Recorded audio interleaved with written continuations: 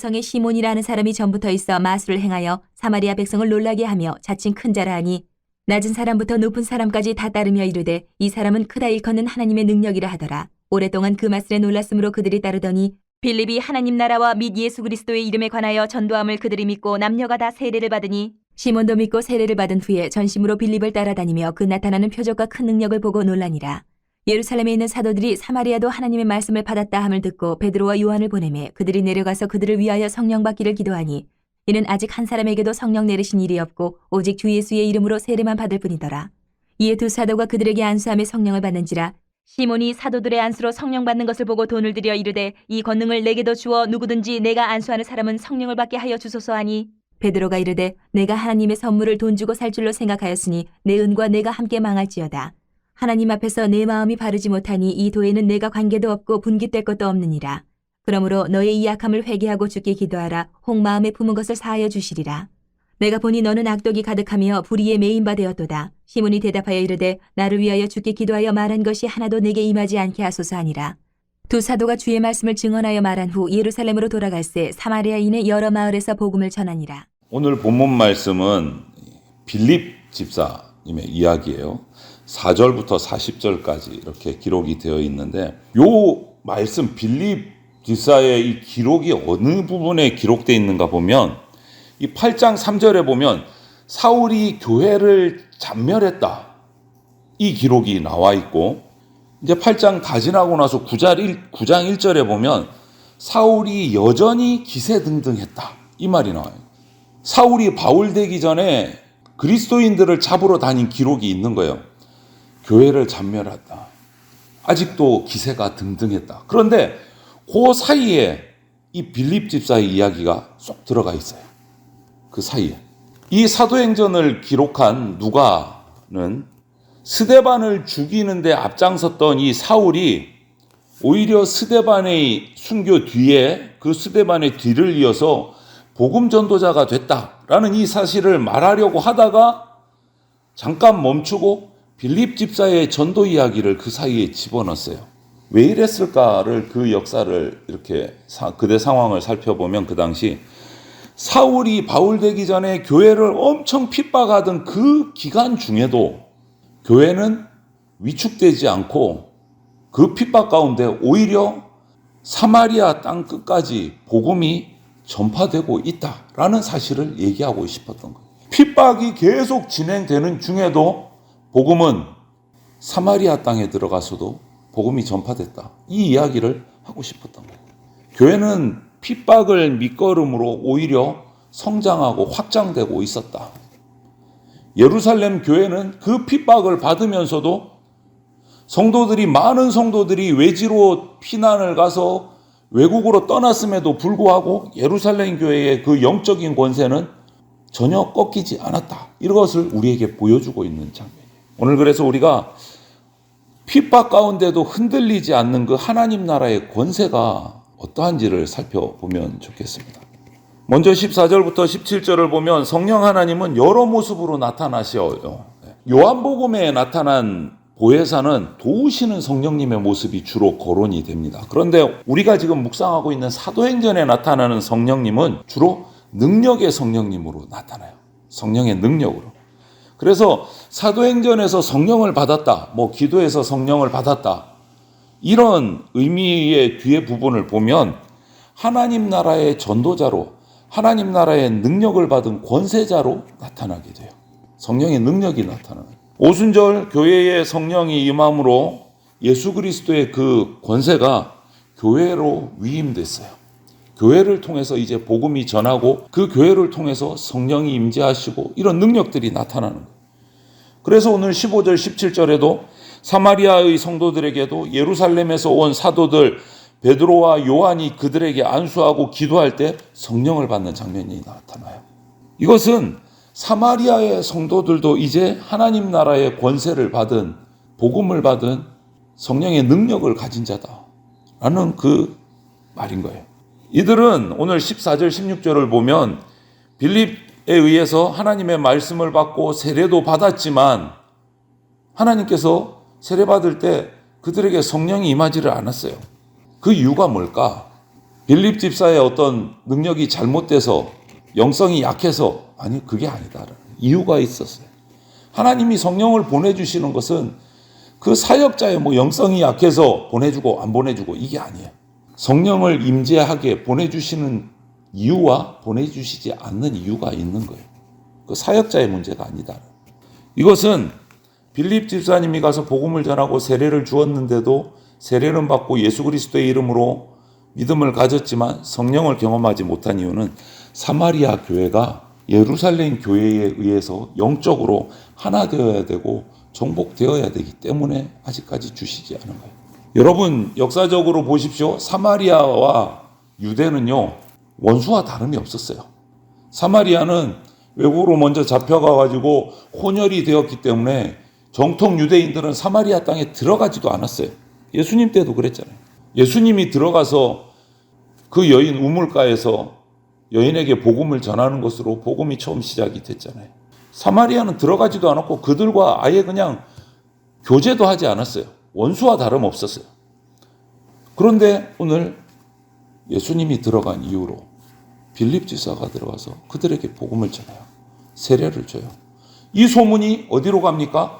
예루살렘 교회에 있는 사도들에게까지 그 이야기가 소식이 전해졌어요. 아, 사마리아인들에게도 복음이 들어가고 그들이 믿고 세례를 받았다. 그러니까 이번에는 사도들이 직접 사마리아 땅으로 들어갑니다.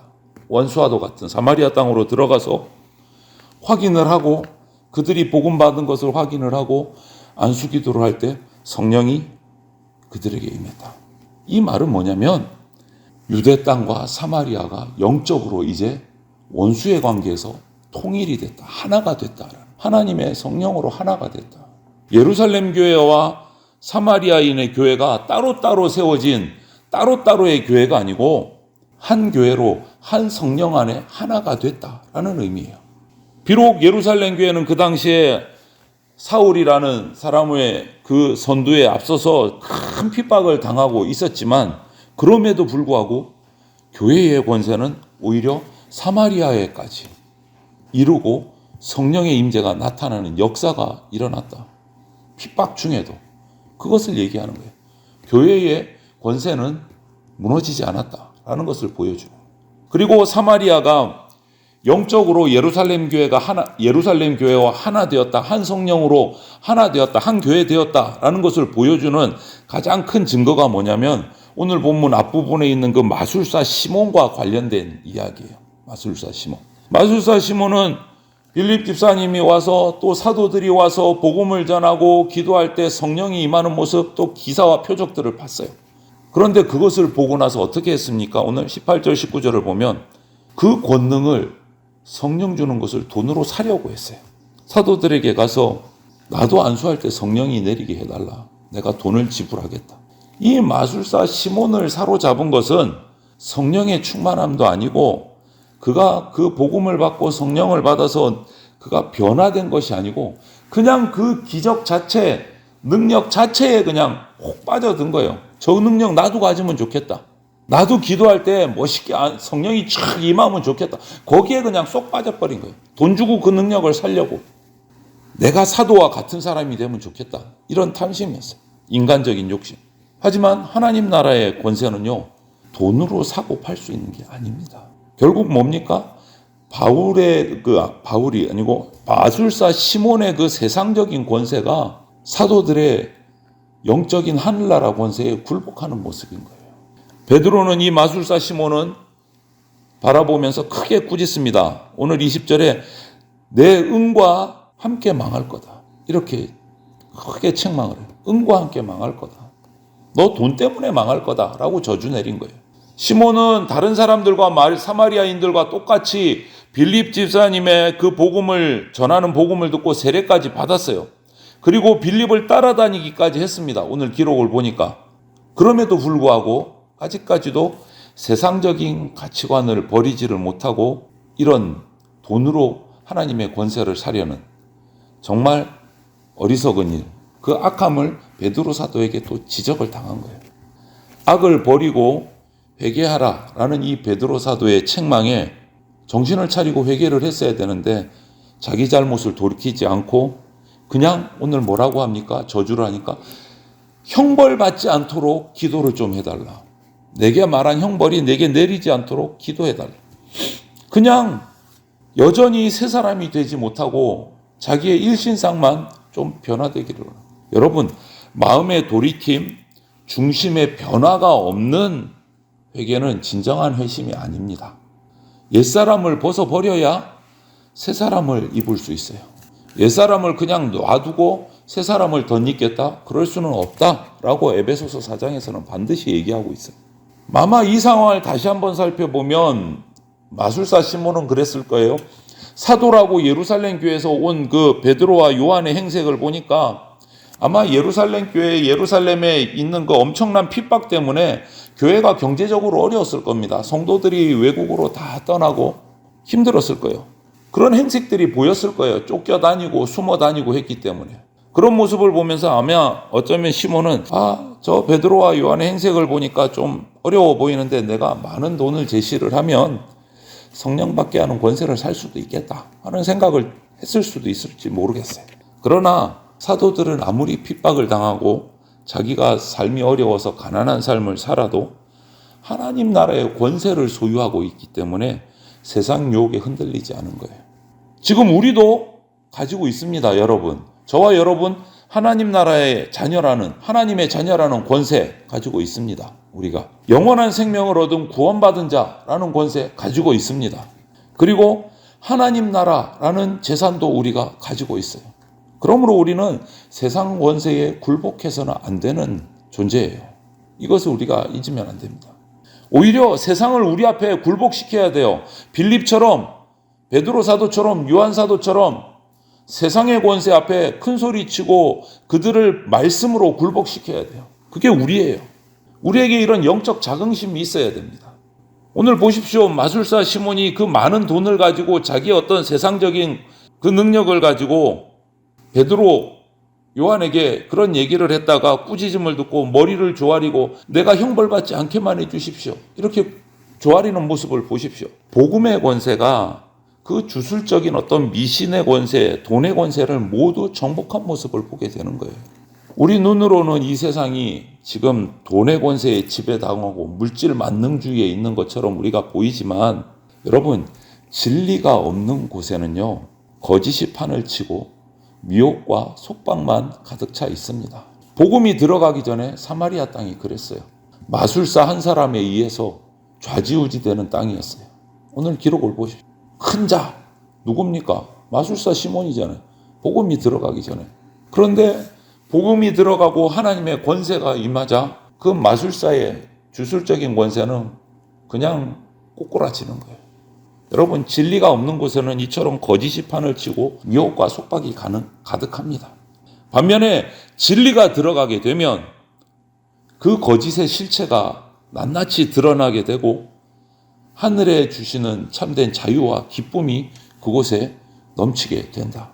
이것을 기억해야 됩니다. 오늘 우리가 살아가는 세상이요, 수많은 정보가 넘쳐나는 세상에서 또 우리들의 오감을 자극하는 여러 가지 온갖 거짓과 유혹들, 짜릿짜릿함이 우리를 항상 노리고 있어요. 거기서부터 우리를 지키고 참 자유와 기쁨으로 인도하는 그 진리의 복음에 우리는 귀를 더 기울여야 돼요. 말씀에 더 가까이 나가야 됩니다. 그래야 그 세상적인 미혹에, 세상의 그 주술적인 권세에 우리가 굴복하지 않고 그들을 정복할 수 있게 됩니다. 하나님 나라에 속한 자들은 돈의 권세에 굴복하지 않습니다. 오히려 그 권세를 정복합니다. 오늘 빌립과 베드로와 요한이 그 모습을 보여줬어요. 오늘 그들이 받은 권세 우리도 받았습니다. 하나님으로부터 우리에게 주어진 권세들을 다시금 잊지 않고 기억하시면서 세상을 정복하고 다스리는 당당한 하늘나라 백성의 삶을 살아가는 저와 여러분들이 다 되시기를 주님의 이름으로 축원을 드립니다. 아멘.